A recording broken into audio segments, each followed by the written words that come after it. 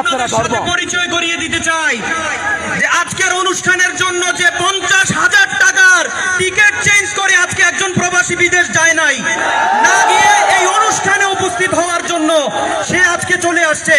তার কাছ থেকে শুনবো তাদের মনের আকুতি, তারা কি চায়, কুমিল্লা নামে বিভাগ চায় নাকি কি করতে চায়, তাদের আহ্বান।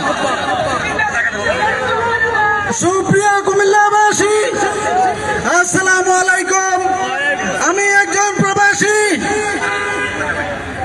বাংলাদেশের মধ্যে ৬৬ জেলার মধ্যে কুমিল্লা জেলা রেমিটেন্স দিয়ে সবচেয়ে গিয়েছে। আজকে বিভাগ দিয়ে পিছিয়ে থাকবে কেন? আমার ২ তারিখে টিকিট ছিল, আমি ওই টিকিট ক্যান্সেল করে আজকে এই প্রোগ্রামের জন্য আমি ২৫ তারিখে আবার টিকিট কাটছি। বিভাগ চাই, কুমিল্লার নামে বিভাগ চাই। যদি আপনারা কুমিল্লার নামে বিভাগ না দেন তাহলে আমাদের কুমিল্লার যে রেমিটেন্স আমরা শাটডাউন ঘোষণা করব।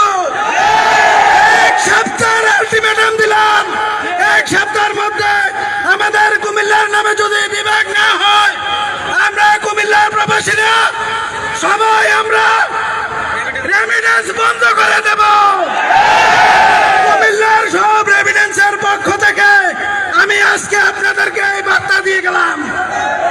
বিভাগ বিভাগ বিভাগ চাই।